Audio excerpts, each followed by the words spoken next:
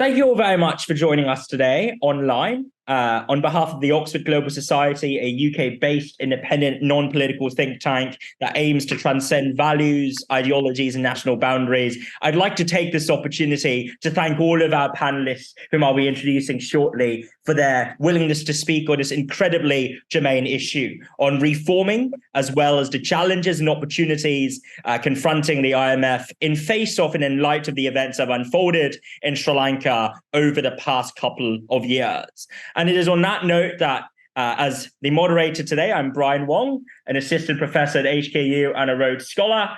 And I would like to start off by introducing our guest speakers, really, starting with the governor of the Central Bank of Sri Lanka, Dr. Nandalal Weerasinghe, who's very kindly agreed to speak with us imminently before he is due to meet a very important person in Sri Lanka. Secondly, we have Dr. Sharmini Coorey, the former director at the IMF and also a member of the Presidential Advisory Group in Sri Lanka.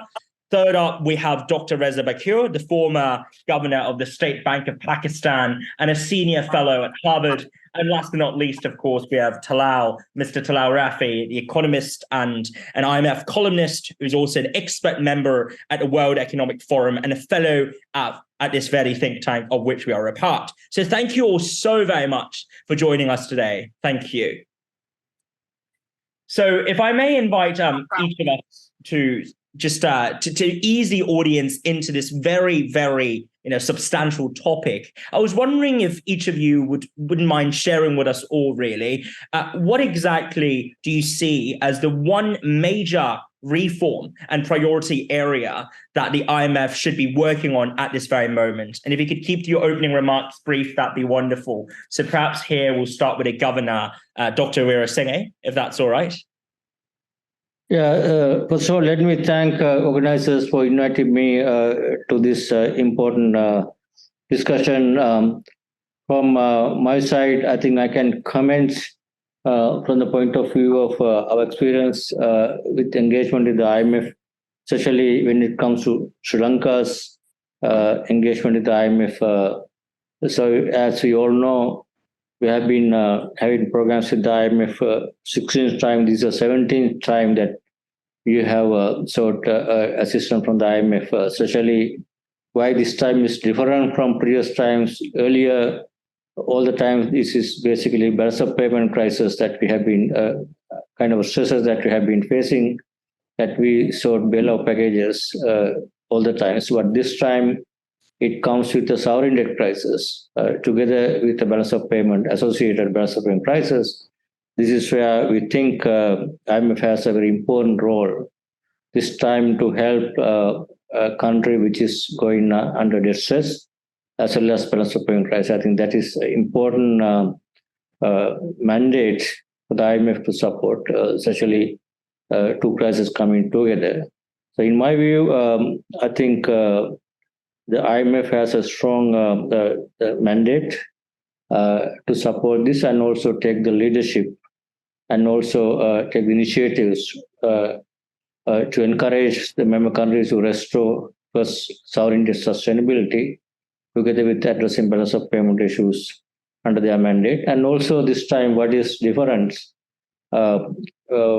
is mainly the understanding of the history and causes and reason for the crisis is not necessarily COVID or last 2-3 years. It's mainly for a long period of fiscal imbalances, twin deficits, and also unsustainable debt building up as a result of this thing. And this time, solution will have to be much more broad-based, based on the IMF responsibilities, and also need to work with other creditors to support countries like Sri Lanka. That is where we are seeing several other examples like the Zambia, Suriname, and some of the low-income countries also under G20 framework. I think, in my view, IMF has done a lot of work, given increasing debt stresses coming in low and middle income countries.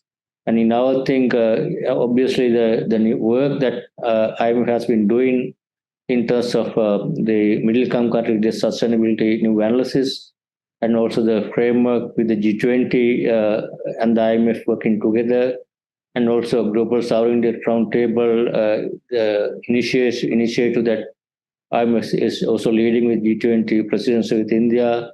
Those are, I think, very welcome developments and initiatives that IMF is taking broadly to address this global kind of issue that is emerging, especially with rising interest rates globally. A lot more countries with market taxes are now going through a high debt stress. And this is where I think Sri Lanka, when you look at the Sri Lanka situation, I think Sri Lanka is kind of a case study that is all kind of a new game here, and how to deal with different creditors, new creditors emerging, and a traditional press club process is also there, and also like market access, commercial creditors having huge exposure of Sri Lanka.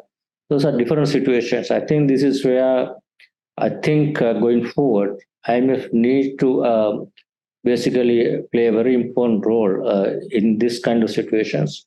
And we would certainly welcome their lot of work, and we need that based on our experiences, IMF need to improve their frameworks and also the solutions, and need to be a little bit more pragmatic and flexibility.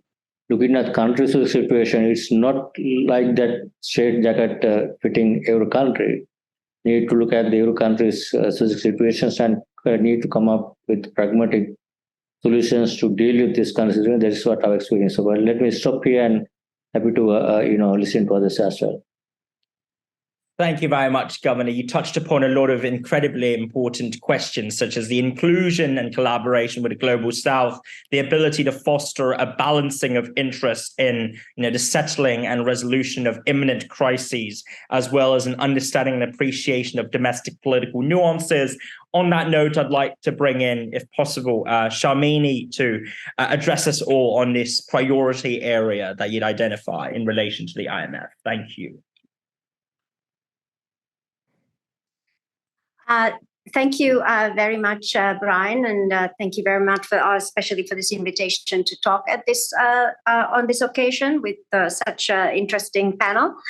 Let me just be brief to say that I do have the same thought as the governor. That I think if I had to identify one important area that the IMF needs to rethink, I think its role and adapt to a much more complex creditor environment, it's on sovereign debt restructuring, and particularly for middle income, but also for lower income countries. One of the things I think is that the process takes too long because the financing assurance and lending into arrears policy, it's a fairly complex subject. So if I can just flag something, and feel free to follow up later on. But basically, it's a complex creditor landscape, as the governor was saying, and the IMF policies need to adapt. In particular, while every single argument that for the existing policy or some small variation of it makes sense in a sort of a particular bureaucratic bubble, the fact of the matter is that the process takes way too long. It took Sri Lanka a year to get to the board, and the IMF needs to balance the debtor's needs. But I don't mean just giving money with low conditionality or anything like that. What I mean is the need to respond fast. The IMF, I still say we sometimes, but basically I was involved in the East Asia crisis. Just to give you an example, we were there in a matter of days. The programs went to the board in a 2 to 3 week horizon. Now it takes a year. I hate to think what an East Asia crisis would look like now, because it's subsequent to that crisis that all these debt sustainability complexities and analytical tools, which are good in their own rights, but they've been introduced, and we are forgetting the debtor and the needs of the debtor. For Sri Lanka, it was very acute the first several months. The governor well knows. So I think this is one area where I'd be happy to speak more on. But the IMF really needs to put the debtor at the center of this, and kind of not be afraid to use the policy tool it already has. I would say the board has a conflict of interest on this one, because they both represent creditors and they're supposed to do what's good for the IMF membership, which includes the debtors. So this is an area where I think, there's a real need to put the needs of the debtor country first so that the IMF can truly be what it is, which is a lender of last resort.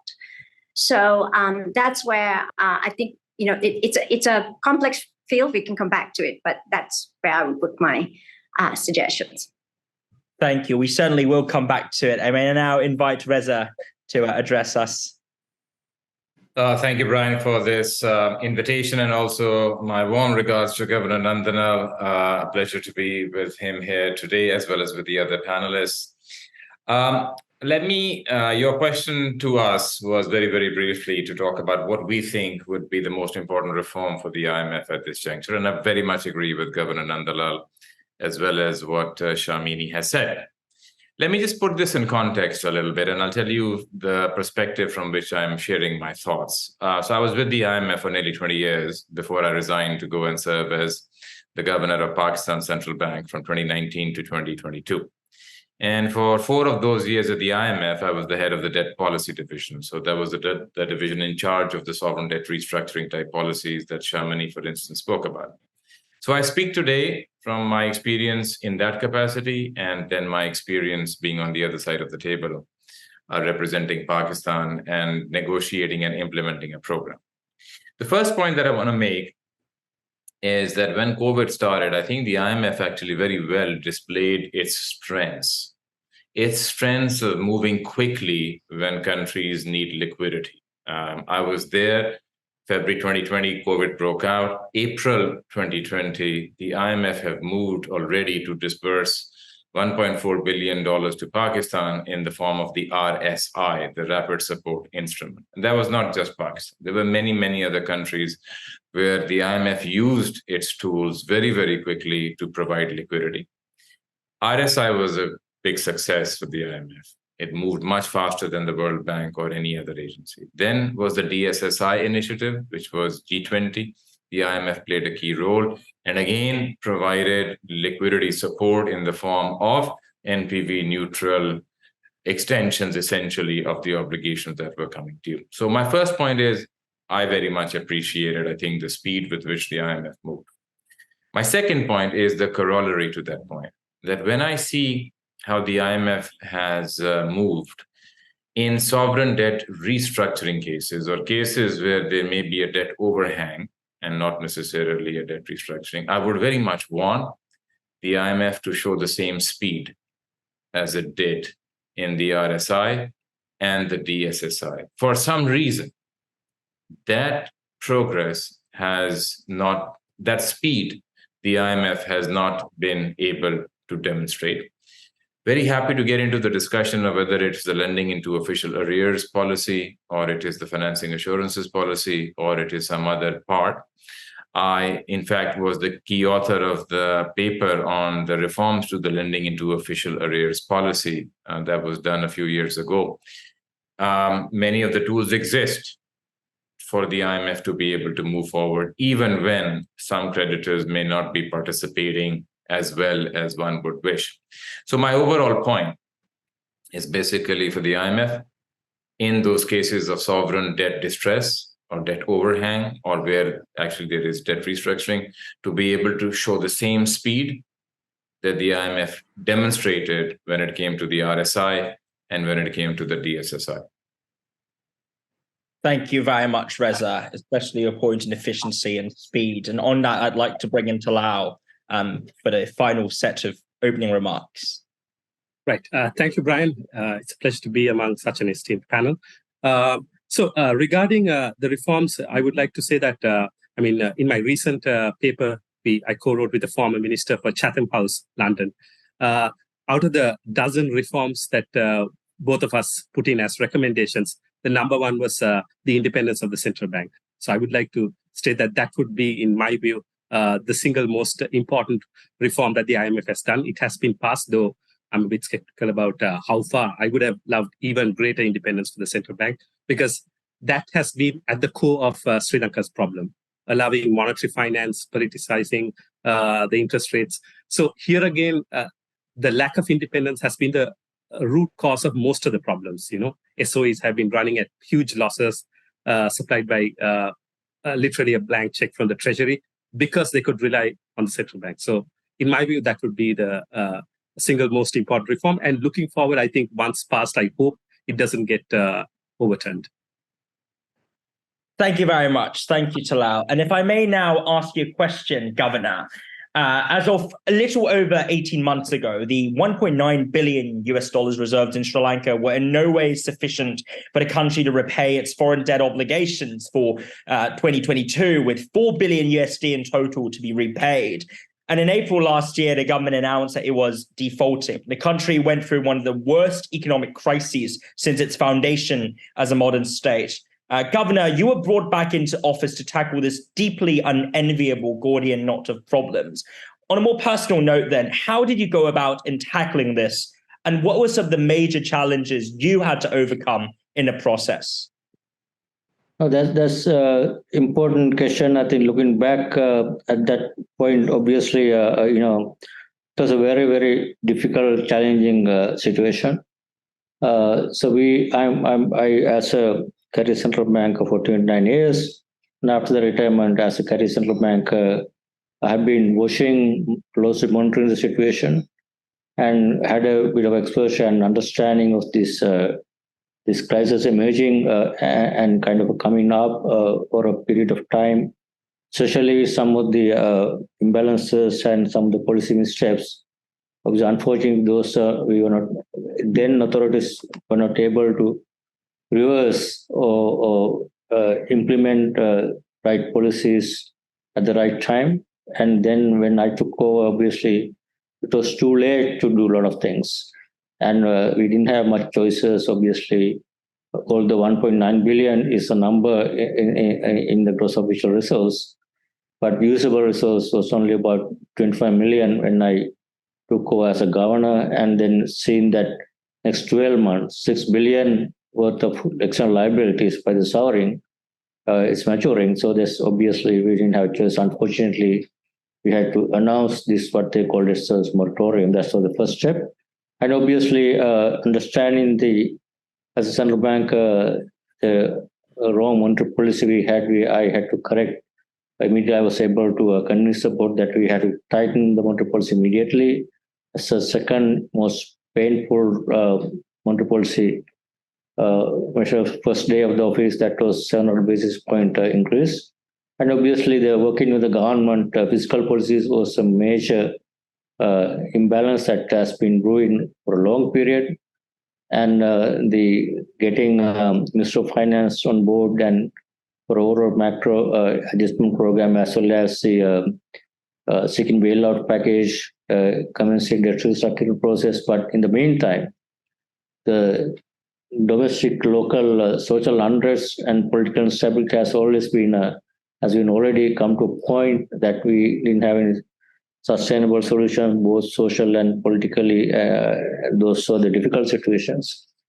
But somehow that's not an easy situation. And obviously, the challenge for the central bank authorities at that time was immediately provide essential relief for the people who are suffering without having basic essentials services. Those are difficult times. So somehow I think with a lot of painful reforms, with some time, with some strong political leadership also, help to bring it in a package which more painful. That's why we are seeing the huge contraction of the economy first time in the economy. So, but I think we are seeing a recovery and some stabilization, but still there's a long way to go. I think from the point that I had to mention in April last year, right now I can see overall macroeconomic stability with the help of IMF program and the restructuring process. Although as we mentioned, there has been a delay, much more than what we expected at the beginning. And that was a challenging period when you see things are delaying, and how to manage the situation, ground situation is most difficult thing. That is why we had to bring in a lot of restrictions, controls, all this kind of demand management policies that has an impact on both poverty and in terms of people's incomes, living standards, all things were. But I think we have some positive outcomes. I think hopefully we can continue that process going forward for a longer period so that we can come back to at least, come to a normal situation going forward. Thank you very much, Governor. I would like to pick up on a point that Talal mentioned just then in his introductory remarks about the importance of a depoliticized and also politically neutral central bank governorship and governance at large. Now, your predecessor, who previously served as the central bank governor in a prior stint and then later on became a state minister of money and capital markets, he was widely seen as a figure who was not only in many ways, of course, experienced in his own right, but who also might have been, in some people's eyes, too close to power or too close to politics. Going forward, what do you think are the structural checks and balances required to improve the quality of governance, not just for your own tenure, but also to ensure that your eventual successor and their successors could be accountable to, as you are, to the people of Sri Lanka? That's an important question. In fact, the central bank independence is I think, most important reform that we were able to implement. And this new central banking reforms were basically brought into as a bill back in the earlier IMF program in 2017-18. And bill had already been drafted. I was pretty much involved in the drafting and bringing that reform. But unfortunately, with the change of the government in 2019, they thought this would not be the right kind of reforms, and they wanted a kind of a central bank which was having certain weaknesses in terms of independence and governance issues. So, as you quite rightly mentioned, if you look at central banking history in Sri Lanka, is obviously central bank independence, and also the people who exercise independence was already available in the Central Early Act also. It was mainly the governance and the process of appointments. As you said, if you see the governing board or central banking board, people are appointed coming from some kind of political influence and without proper exposure, suitability, integrity, then obviously whatever the process that would create, leading into trouble. That's what we have seen in our experience. If someone can study, I think a lot of evidence.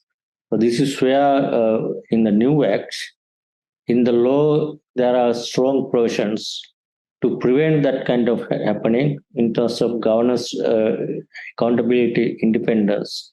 It's in terms of appointment of the people to the governing boards, monetary policy boards, and also the checks and balances, presidency of both the legislature and the executive authority, and also the accountability and the fixed terms to ensure that once the boards are appointed, they have sufficient independence and cannot be influenced, both financial independence and the policy independence, and obviously more strong accountability provisions.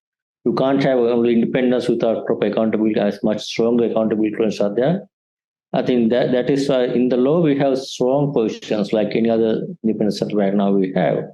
We hope that provisions will be properly appropriately used going forward, irrespective of the people who are holding these responsibilities. In my view, law can provide a lot of things, but it's up to the individuals who would exercise and have the integrity, the suitability, and sufficient knowledge of the thing that's what the law has trying to ensure. But hopefully that will continue. I think I'm confident that existing current new law has sufficient the appropriate necessary provisions to ensure central bank independence going forward. I hope that will work going forward. Thank you, Governor. I'm conscious that you have to leave, but just very quickly before you do so, do you see a role for India and China in the recovery process as Sri Lanka emerges from the past few years of turmoil? Obviously, India and China both are very important partners, especially when it comes to the philosophy. Both are, our bilateral creditors. China has a big exposure. India also has a significant exposure, and also India basically were very helpful at the time of emergency needs at some point in last April in terms of central bank swaps and other short-term liabilities, short-term facilities. So both are important partners. I think we need the support from both. I think now we can see one of the reasons why there has been some delay in providing financing assurances and also going forward, some of the understanding of the treaty occurring has also been this kind of geopolitical, maybe playing a role there. That's why I think IMF and OCC, Official Credit Coordination, and I know this G20 initiative, as I mentioned earlier, Global Sovereign Roundtable, trying to bring in kind of a framework and open transparent procedures and the framework to ensure countries like us, those who are basically having exposure to both the geopolitical powers, and how to move forward without having suffering for longer periods. That's a very important reform. I think in our case, we have been able to relatively short time compared to some other countries in the same situation. But I think still it has taken a longer time than what we expected. We hope that things will move, and with the support from both India and China going forward.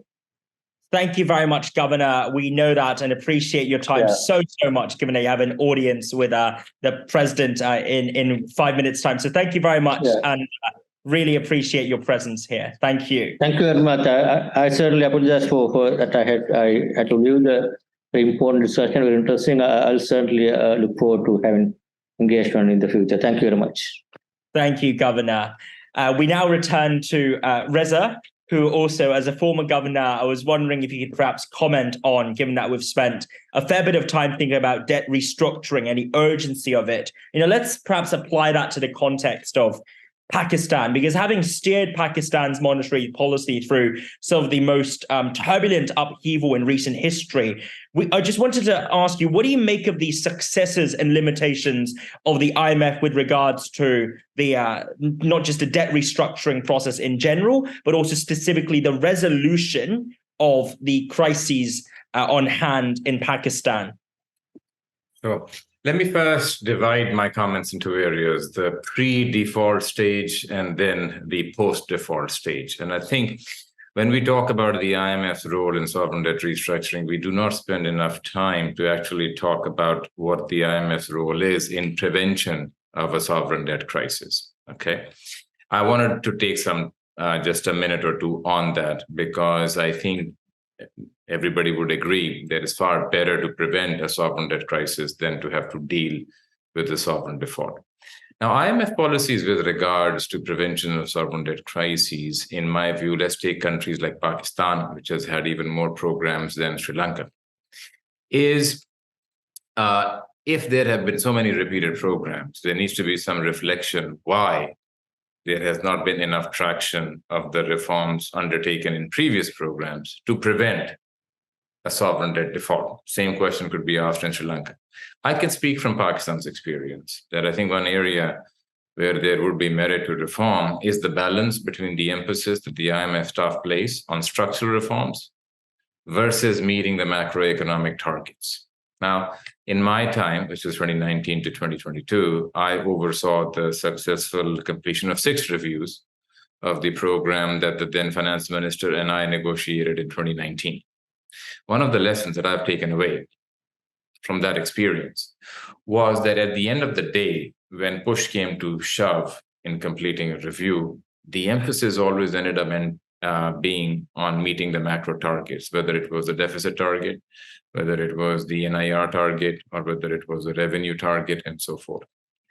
And the structural reforms, for instance, the tax to GDP ratio to be raised by broadening the tax base, not by continuing to squeeze those who are already in the tax net by raising the tax rates on them, but rather bringing those into the tax net that have successfully avoided being in the tax base. A key structural reform, very little progress. Another key structural area, state-owned enterprises that continue to bleed the federal budget by more than 1% of GDP in subsidies. Some don't even operate. Very little progress. And these are goals that were laid out at the beginning of the program in the summer of 2019. These are actually the goals laid out in programs done 10 years before. And if a lot of the structural reform agenda had been carried out very successfully, to raise, for instance, the tax to GDP ratio from 10 to say 15%, which many programs call for, there would not be a debt distress situation in many countries right now. So in terms of crisis prevention for countries that have debt problems, I think there needs to be a significant rethink of the balance between structural reforms emphasis and just meeting macro targets. The emphasis on macro targets can often end up being a band-aid. It's measurable, so in a way it's easier, but it can be a band-aid to go from review to review. Now, with regards, so this was my point with regards to crisis prevention, which I think needs more discussion. Then we come to crisis resolution, and especially when there is a debt restructuring that is involved. Look, I've been a long-term student of the policies of the IMF on resolving sovereign debt crisis. I remember the times in the Latin American debt crises. Those two were difficult creditors to deal with. They were the CEOs of largely American banks that had lent to Latin American countries primarily. The IMF back then used to be very forward-leaning. The IMF's managing director used to get the CEOs of those banks into his conference room, and he would figuratively put a gun to their head, to those of the CEOs, and say that if you do not participate in this financing program through rollovers or through maturity extensions, sometimes on a concessional basis, but essentially what we talk about financing assurances right now, if you do not participate in those, I, as the IMF managing director, am not putting a single dollar into this country. And he would very diplomatically remind them that it is the IMF's money that is going to be put on the table, which is going to be the only money available to service any residual claims of other creditors. And when that message was conveyed plainly and diplomatically but bluntly, inevitably, everybody walked out of that room agreeing to providing the financing assurances that were needed. Let's take another example, Iraq. Iraq debt restructuring happened after the war. Then the creditors were Middle Eastern countries. The IMF's managing director had them come, the executive directors come to the office, got the assurances that were needed. And essentially these assurances are that these bilateral creditors stand behind the repayments that are going to come due to the IMF, so that the IMF can be paid in full and on time as the lender of last resort and as the most preferred creditor. Again, it was done in a very, very quick manner. So as a long-term, as a student of the history of the IMF in resolving debt crises when financing assurances are needed or the cooperation of creditors are needed, I think there are ways, even now, for the IMF to be more forward-leaning and get the assurances that are needed. And in fact, I would suggest, and having gone through this myself, financing assurances are needed not only for debt restructuring, but even for a completion of a review. They're always needed whenever there is IMF lending. We used to have a hard time, in my case, sometimes dealing with bilateral creditors because there's a big power imbalance between a distressed debtor and a creditor. So in my view, as the IMF used to do in the past, I think there is some merit to discuss the role that the IMF could play itself in getting the financing assurances as opposed to leaving it to the distressed debtor that suffers from a power imbalance to get the needed financing assurances. I think it's all the more relevant because at the end of the day, the financing assurances policy is about safeguards to the fund. It is about protecting the IMF's balance sheet. So I think it would be natural for the IMF to play a more active role in that, and in fact, take some of the burden off of the policymakers of the distressed debtor. Thank you, Reza. And I just want to turn to Sharmini here, because one point that was raised just in your comments, Reza, was the power asymmetry in a post-default process of really navigating and managing the implications of that said default. The power asymmetry is often rather worrying and concerning. And going back to something that you mentioned just then, Sharmini, about the importance of fixing and taking seriously, how restructuring of debt occurs, but also how the negotiations between different parties play out in that process. I was wondering if you could pick out perhaps specific moments or parts of the ongoing, process in Sri Lanka that the IMF could have done differently, and what that tells us with regards to, the navigation of the complex power dynamics here, both between the then ruling government, now out of office, and the people, but also between Sri Lanka and the other national parties and of course, creditors that are involved here. Thank you very much, Sharmini. Thank you, Brian. Yeah, listening to Reza speak, he could have been talking about Sri Lanka. In this sense, we have exactly the same problems. 17th program now. Taxes have always been weak. State-owned enterprises, they never got fixed through all this. So yes, it's our fault, Sri Lanka's fault.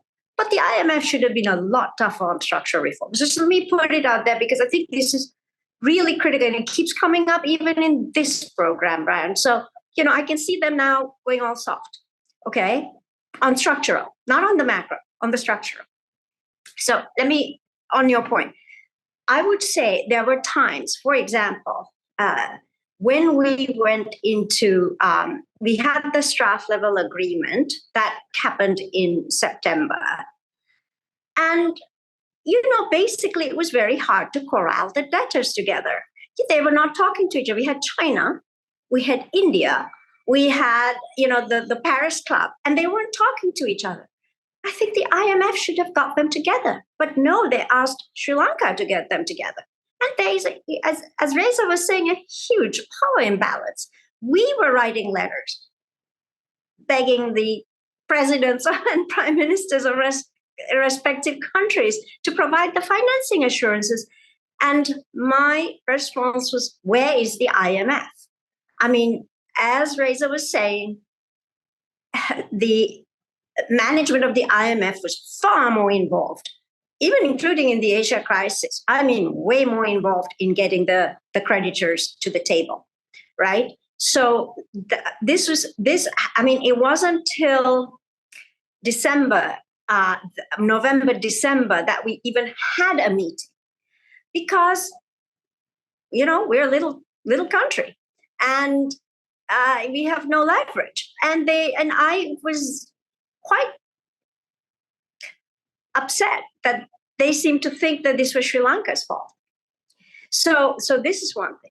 Another instance in which the financing assurances, I think the board has a conflict of interest here, because in Sri Lanka's case, they could have gone ahead by using the lending into arrears policy. To put it very simply, there's a threshold of, rough practice says 50%, majority of the members agreed to go ahead. China was below, it came to 40-something%. So China was not formally a bloc to actually using the LIOA policy, as it's called. But the board, it's not the staff so much, but it's the board did not want to go ahead until they had some extra safeguard beyond the LIOA policy to give Sri Lanka its first, the approval of the program. This is a country with no fuel, no medicine, no food, and now my beef is that shouldn't have gone ahead, at least because they could have used it. And I fully respect the IMF's need to safeguard its resources. But the point is, it's one disbursement, and it's a very small amount. They could have gone ahead and let China, the process of getting this, even today, it's taken, we still don't have the official, everybody together yet. Right? They're working on it. They're close. There's a deal announced, not the specifics, that there is something with Exim Bank China. Paris Club hasn't officially said, they agree. But my point is, these things take time, partly because there are new creditors like China and India there, and they have to get used to the process. Paris Club has a long, well-trodden path to do this. So basically, that is another example of, to me, when they could have gone ahead, dispersed the first disbursement quickly, and then got the others on board by the time of the first review, which is where we are now. So I mean, there are parts they could have used, which they didn't. And this, I don't blame the staff, I blame the board, because the board chose not to apply, asked Sri Lanka for additional safeguards. What can you do? How do you assure a creditor that you're not going to pay one creditor selectively? You can promise that during the program period, but they wanted assurances beyond the program period. That could well involve another government, some future government. You don't know, democracy can promise that credibly. So these are the kind of things that I think we faced. And, it's getting better. Creditors are getting used to dealing with this. So, I mean, I think that in this geopolitical kind of difficult situation that you are flagging, this is an instance, I'm giving you two examples of how the debtor country is sort of trapped in the middle. And when I say the IMF needs to put the debtors' needs first, if the board was wearing not a creditor hat, but the IMF hat, they would have moved quickly, because the IMF is an organization that serves all its members, and especially the weaker debtor in the position that they find themselves in after a default. As Reza was saying, the debtor, there's a power imbalance. So I think there is room to come up with policies where these, quote, additional safeguards are needed. I mean, it is the fact of having China as a big creditor is important in a certain way that is new, which is it's not just the amount, as Sri Lanka case illustrates, it's not just the amount that China owes, because in Sri Lanka's case, it was below the threshold. It is the power of China that they were concerned about, that somehow China would extract preferential terms from Sri Lanka. But it's also, which wasn't the case in previous concerns on bilateral creditors, but also I think it is the fact that China is an important shareholder in the fund. So, you're in a situation where, that it's technically the third, but, it's very close to Japan. So basically, you're talking about one of the major shareholders of the fund, and you're talking about the fund going ahead without one of the major shareholders on board. So I understand why there are these concerns, but I also think these have to be worked out. So this is why I'm saying this is where it needs to be worked out, and the IMF needs to step up more strongly on protecting debtor.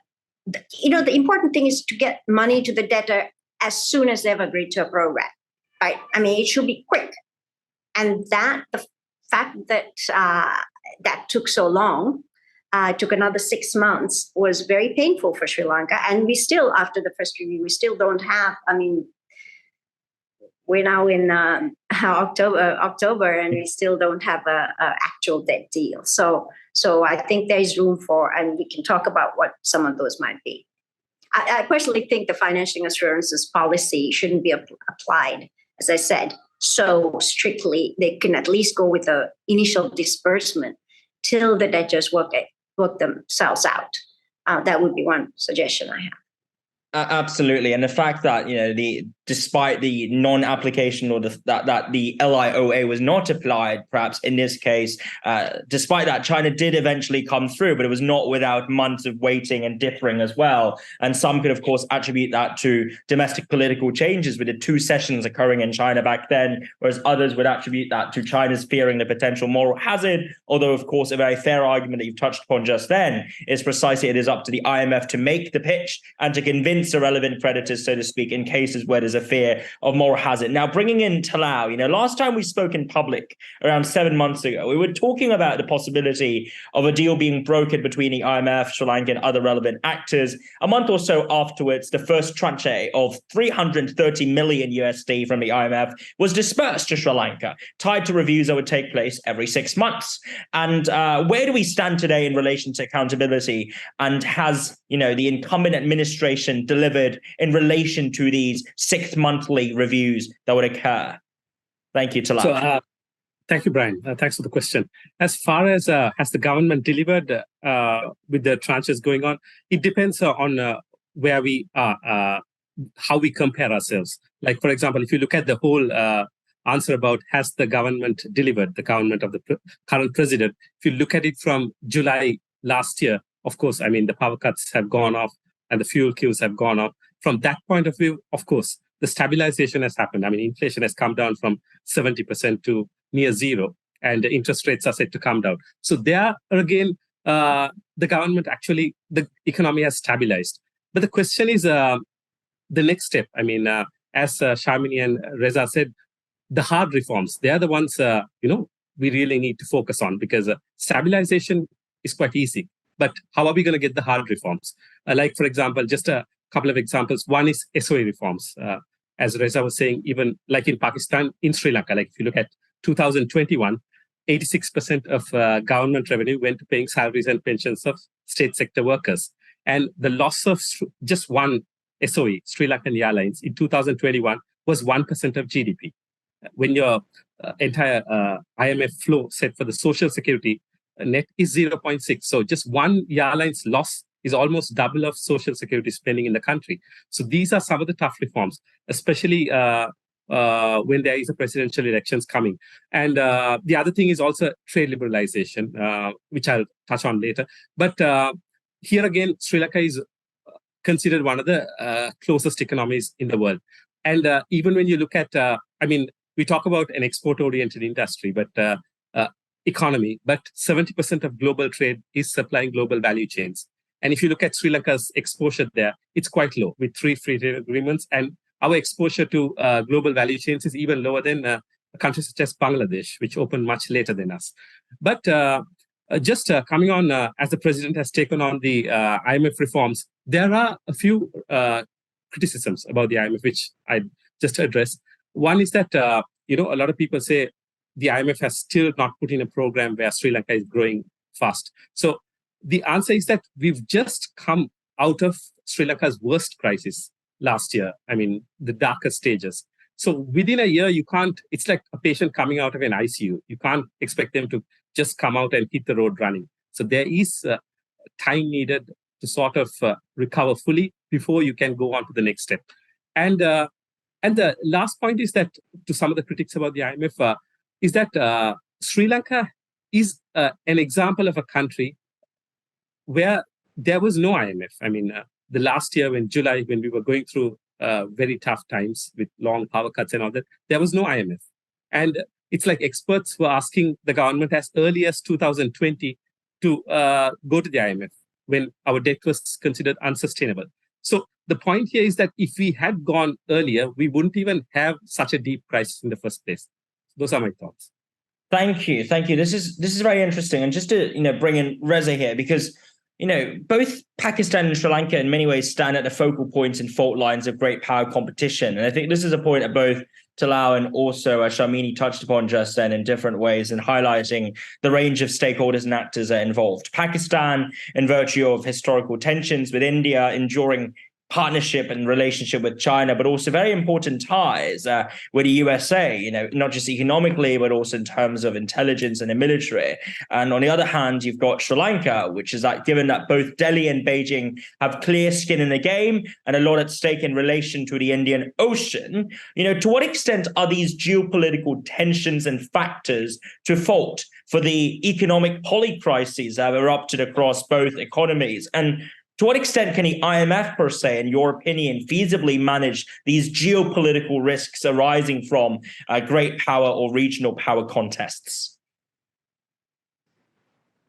You're muted, unfortunately. Thank you, Brian. Difficult question. I'm going to answer without getting into trouble.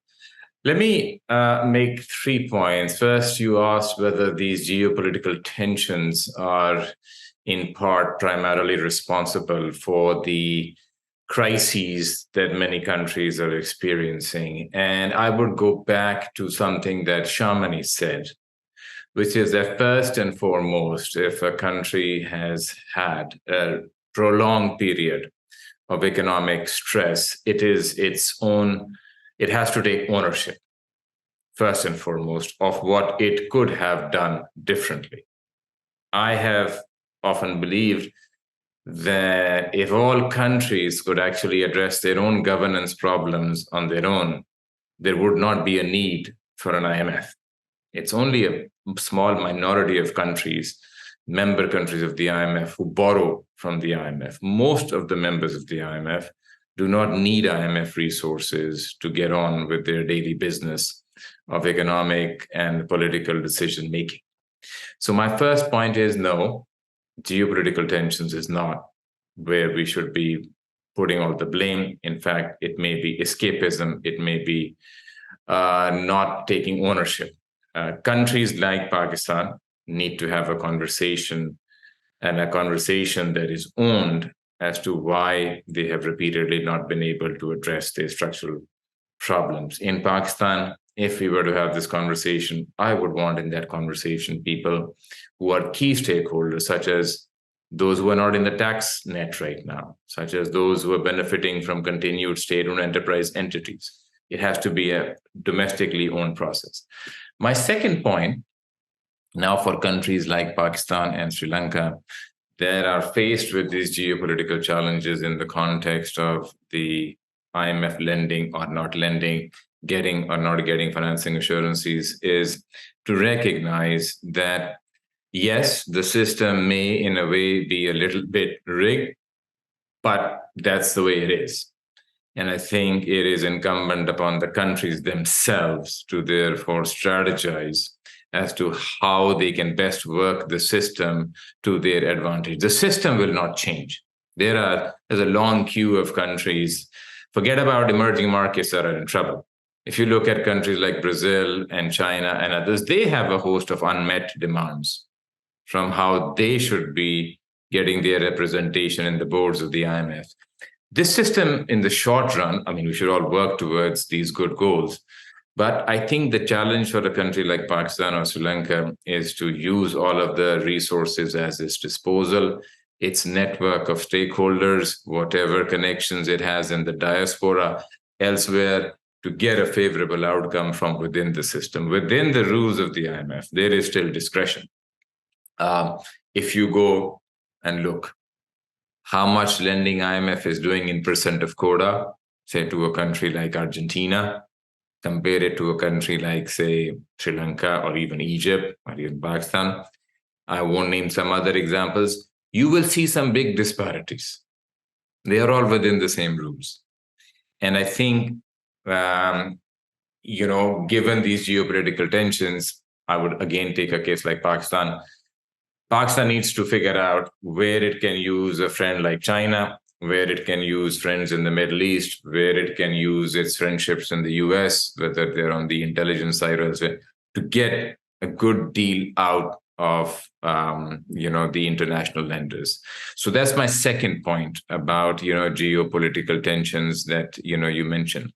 And my third point is that if after a country is trying to take some ownership of its own problems, putting in place something that is a little bit more credible than what it has done in the past, after a country has tried its own best to work within the geopolitical considerations to get the best deal out of the IMF, I think for international financial institutions, it's a missed opportunity if large parts of their membership, like Pakistan, feel that an international institution is not stepping up in the interest of all of its members in an even-handed manner. As Sharmini was saying earlier, it's I forget the word that she used, but it was a very apt way to describe the frustration that a citizen of such a country would feel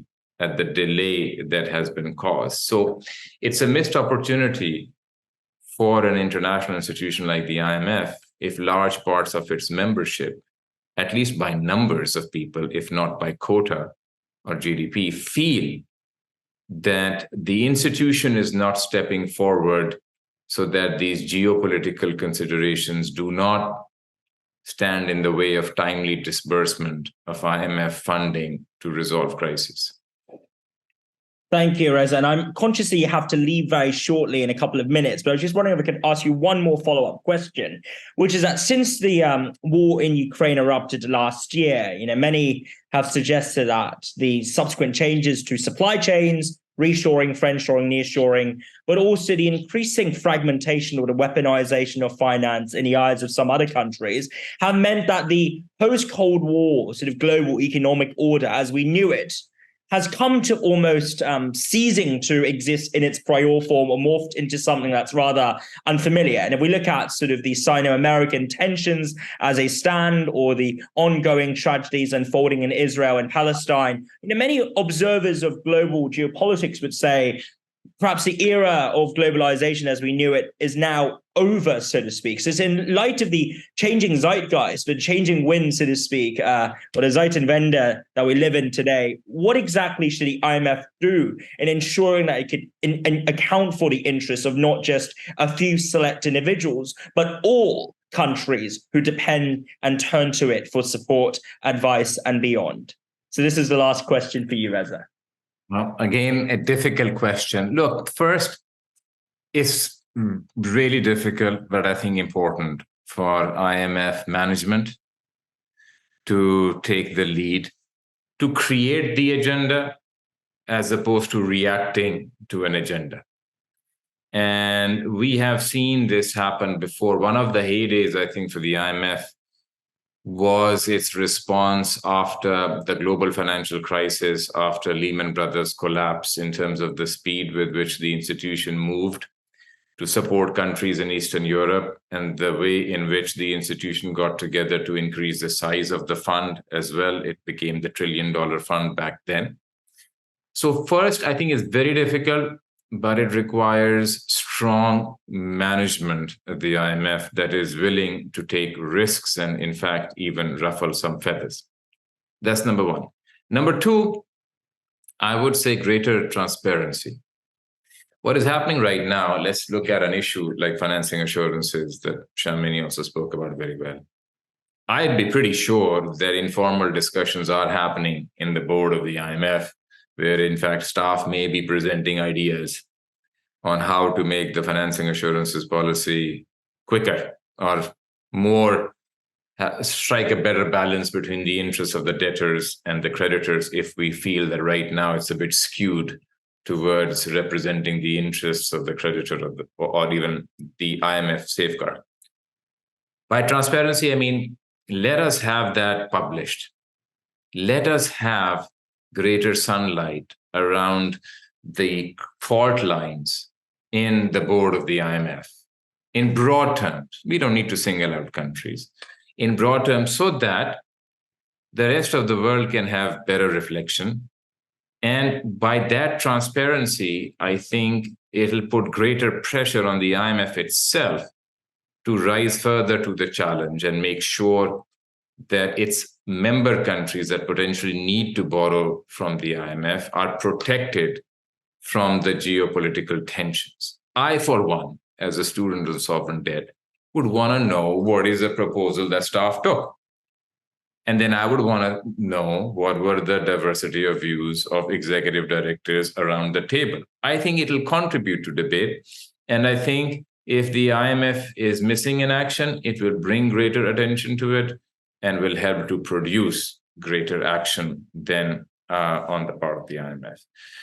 Thank you very much for having me part of this discussion. And I apologize that I have to leave slightly earlier, but I have to, there is another meeting that I need to get into. Thank you very much, Reza, for your time. Really appreciate it. And now turn the time over to Talal, which is Sri Lanka was the first nation in South Asia to open its economy. India opened its economy 14 years later. So Sri Lanka in 1977, India in 1991. India's never gone to the IMF since 1991, but Sri Lanka has been to the IMF many times since 1977. Is there a reason for this? And what's gone wrong in Sri Lanka since 1977? Yeah, thank you, Brian. Speaking about that, I'll just give a blank answer and a straightforward answer, and then I'll go into the reasons. One thing is Sri Lanka, though it opened its economy in 1977, it wasn't done fully, and it was sort of like half-hearted, going back and forth. So that's one key thing. And if you just going into history, Sri Lanka was the first country in South Asia to open its economy, at least technically. And if you look at from the developing world, Chile and Sri Lanka were among the two earliest from the developing world. But when you look at just a comparison, Chile has 46 trade agreements as of now. But after half a century, Sri Lanka still stands at 3 free trade agreements. So here again, the thing is like we say it's an open economy, but it's still one of the closest and most protected economies in the world. Now, I wouldn't say closed, but most protected economies in the world. So here again, there's a bit of a contradiction when saying an open economy and an economy where trade facilitation and trade liberalization isn't not up to standards, even by least developed country standards. And the other thing is, for example, the second point is, though Sri Lanka liberalized its economy, we still see that they never sort of went into SOE reforms. So even though the country was liberalized in 1977, we still find 527 state-owned enterprises still lingering around. The state sector is still at 1.4 million people. So here again, you find many of the state-owned enterprises are also players in are competing with the private sector in commercial industries like tourism, like hotel industry, retail. So here again, there's a bit of unfairness. And also the state has been interfering, constantly coming up with, price controls, setting prices in the market. So here again, the thing is that though we claim to have opened our economy the earliest in South Asia, it wasn't done in a proper way. Some other areas are like labor reforms weren't changed. Labor reforms are, I think, done in the 1950s. So in 1977, they were not changed to suit the modern economy. So here again, we have one of the highest retrenchment costs. So before 1977, a previous government in 1970 nationalized a large amount of land. But after 77, the government never really gave up most of the land. 82% of land in Sri Lanka is still owned by the government. So here again, the government is a very large player in the economy. And another very interesting stat is that if you look at a country, in 1977, the non-tradable sector percentage of GDP in Sri Lanka was 56%. So after liberalizing its economy, you would expect that figure to come down. But unfortunately, it went the other way. So right now, 75% of Sri Lanka's GDP is in the non-tradable sectors. So it's just, even from 2009 to 2021, I think most of the GDP, the growth 70% came from non-tradable sectors. And this is one of the prime reasons for us being unable to service our debt. And a large reason has been, the popular idea in Sri Lanka, at least after mid-2000s, on import substitution. So here again, one example before I finish off is that Argentina. Before the Second World War, Argentina was a very promising country. It was supposed to be quite developed and had a promising future. But after the Second World War, the idea, especially in not just Argentina, but largely in Latin America, was import substitution. They wanted to, cut off exports and have everything done locally, which meant that, the industries didn't want to innovate much. And the lack of innovation meant that they couldn't export much, and sort of cutting off from the international markets. Kind of explains Sri Lanka having 3 free trade agreements and having a sort of a protected economy, and why we are not exposed that much to global value chains. Thank you, Talal. You've pointed to a lot of structural economic issues at hand here. I'd like to bring in Sharmini here. So essentially, when thinking about, we've diagnosed a lot of the problems, the plethora of issues going on that have occurred and persisted for the past few decades. From your perspective, given your incredible experience, and your rich exposure to dealing with crisis, but also development as an academic concept, as a framework applied and put into practice, what do you think have been the biggest failures, in your opinion, of the Sri Lankan government and successive governments over the past couple of decades that have precipitated the crisis today? So it's not just about the IMF, but also, Sri Lankan political economy per se. What are your thoughts on that front? The number one problem that we've had for decades, in my view, is one of governance. And let me be more specific, catering to a small elite. Vested interest. Now, the composition of the elite has changed over time, okay? In the past, in the 50s and 60s, they were the landed classes. Then when the government nationalized the land, they sort of, went into the professions and a new class of people came up.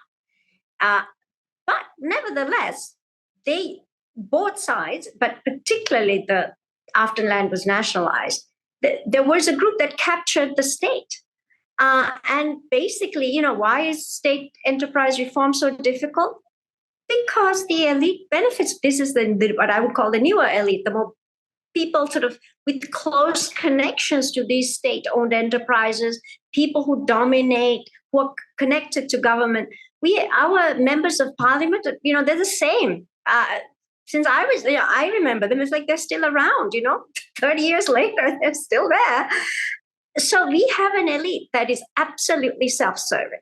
Now, we're a democracy, but the electoral system that was introduced in 1977 has essentially removed the accountability of our politicians to the people. So the people, when they go to vote, have a limited list from which they have to choose, but the list has been chosen by the political parties. So there is no way to change this system. Our people have to go and they participate in elections. So Sri Lanka has a very high voter participation rate. But the problem is it's within an enclosed system. So this government, and it's tremendous amount of corruption. The IMF has released a report, and we have a civil society report, two separate ones that were done independently, called Governance Diagnostic Assessment. It's on the IMF's website, and it lays out a plethora of ways in which the state resources are abused for the benefit of a few. I would also say that Sri Lanka suffers from a very colonial heritage, which is a left-wing British. You could wind the clock back to the Fabian socialists, and there we have a leftist thinking group that accuses, the West of doing all kinds of things, but they themselves are the most Western thinking dominated. The West has rejected this thinking, but they're the ones who espouse these very. Look, I have nothing against Marxists or whatever, but let's look at the evidence of what works. And East Asia, the reason I think East Asia is so successful, South and Southeast Asia, it's not about the ideology. You look, they don't have all this, love of, talking in terms of ideology. It's like, question is what works. And if it doesn't work, they kind of, ditch it. I mean, China has done it, right? I mean, China opened up. It wasn't an ideological battle, or I don't know, whether it was or not, but the fact is they went after what worked. The combination of these two, to this day, you have people who will defend not privatizing the state-owned enterprises. It's not just the trade unions and other people who have direct livelihoods based on these massive employment, they've been used for political patronage. But there's also sort of an intellectual elite that elite that tries to sort of have it both ways, which is they argue that the state should be running things, and at the same time they complain that the state is corrupt. So it's just inconsistent. So Sri Lanka is sort of caught in this mix.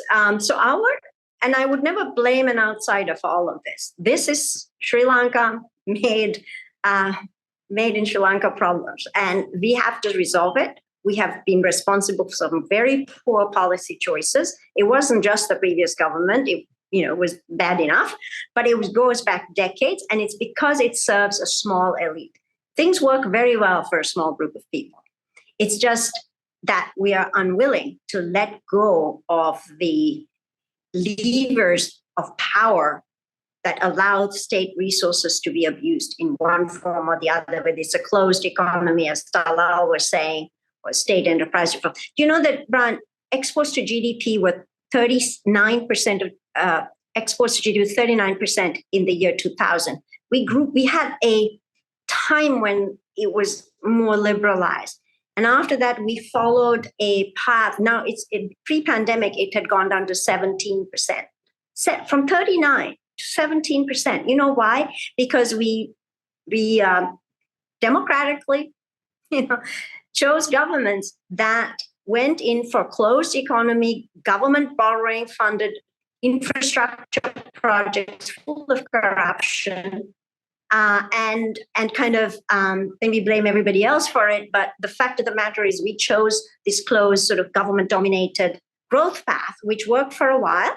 But guess what? The government has now ended up with a huge amount of debt, and now we are paying the price. So the big challenge in Sri Lanka is to open up this economy, open it to competition, and not have a private sector that has unique connections to the government, but have truly competitive markets, and not be afraid of liberalized trade, trade agreements and other things. So I think this is where our big challenge is, and we alone have to fix this. No outside party can fix it.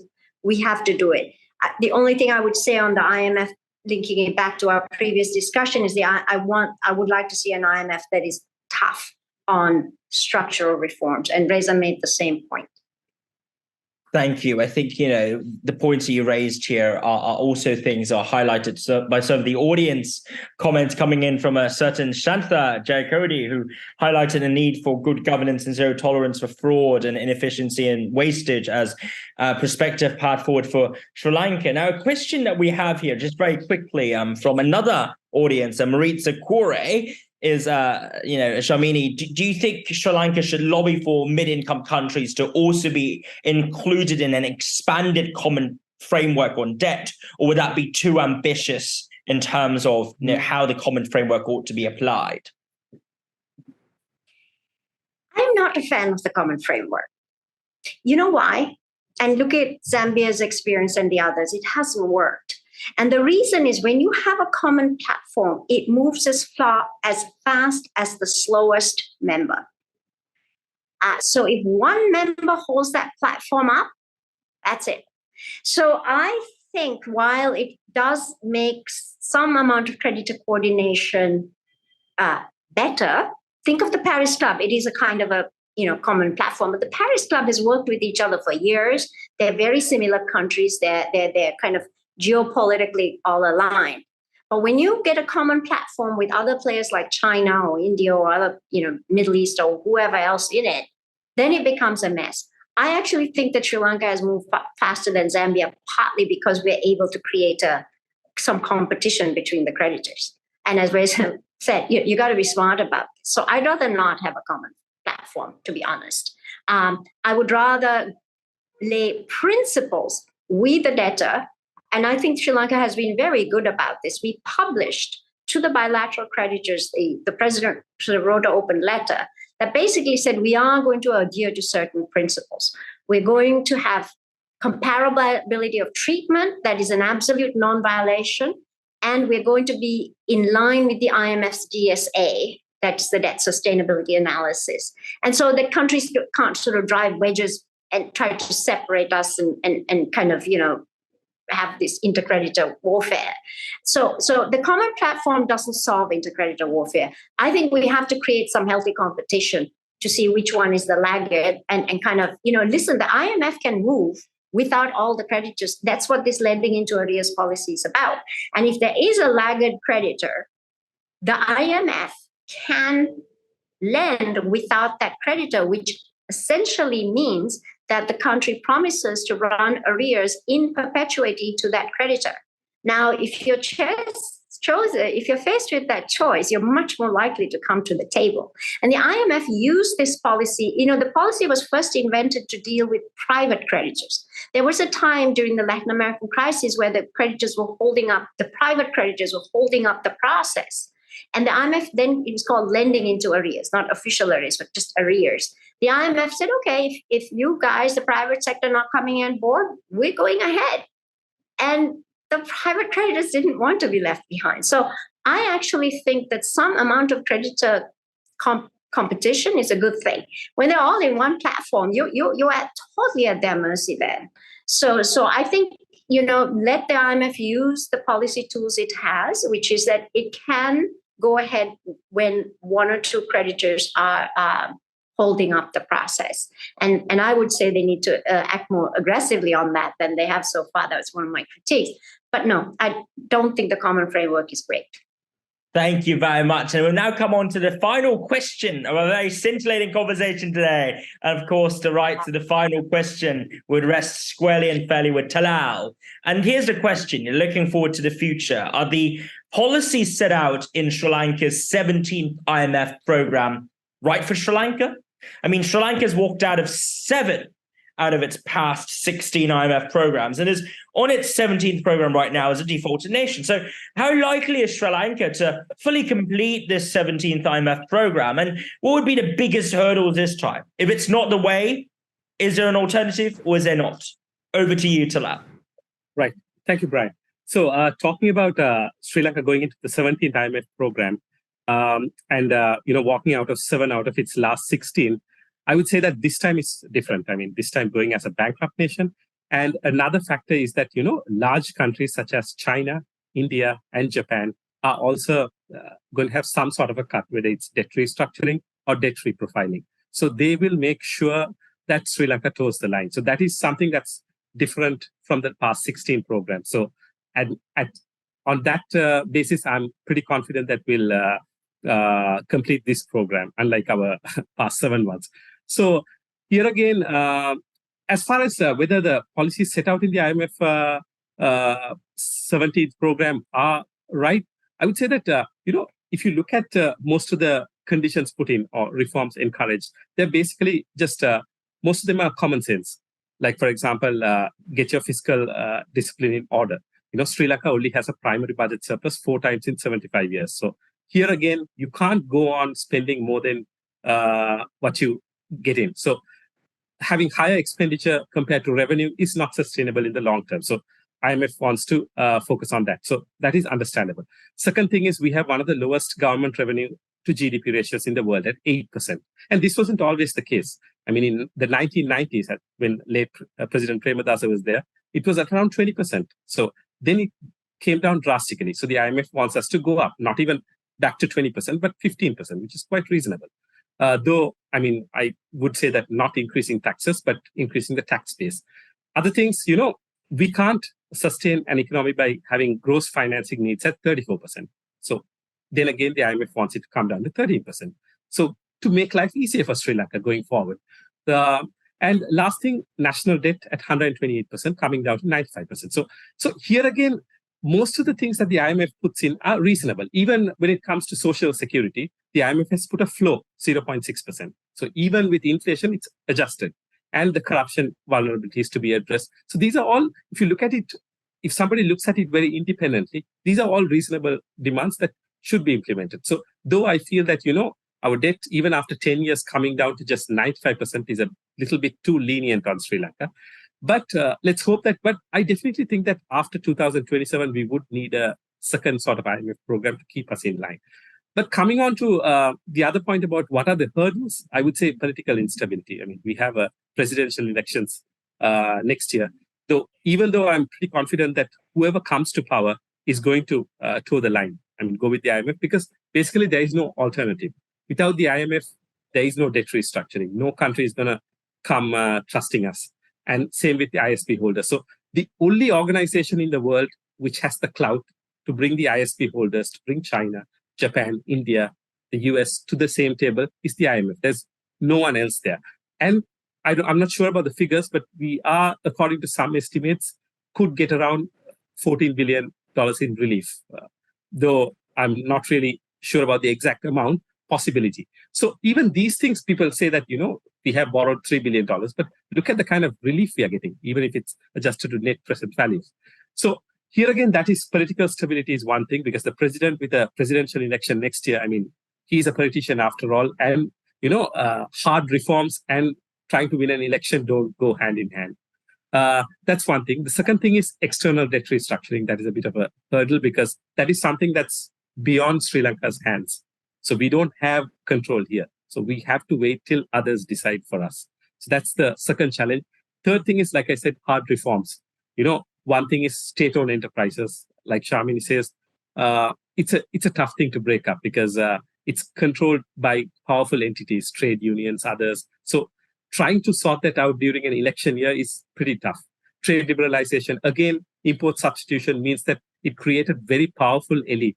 Like if you look at the development bargain, it looks at, once you have import substitution for some time, there are very powerful industrialists who are campaigning and lobbying with the government to stop reforms. So Sri Lanka, when it comes to trade facilitation, is quite poor compared to Bangladesh.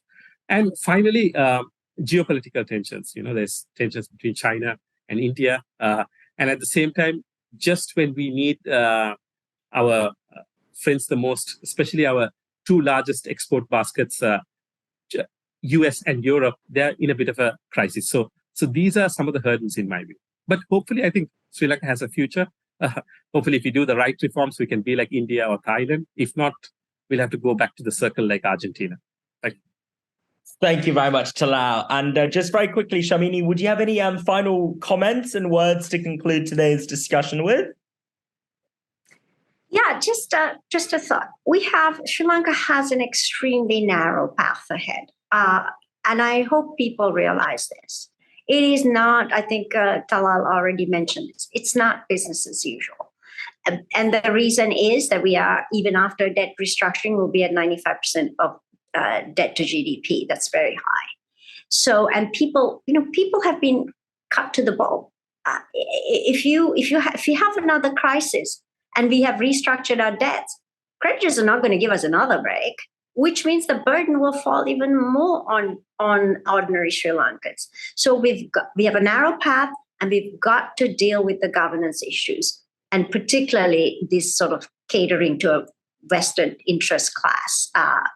The class is quite multidimensional in its composition, but I think every Sri Lankan knows what I'm talking about.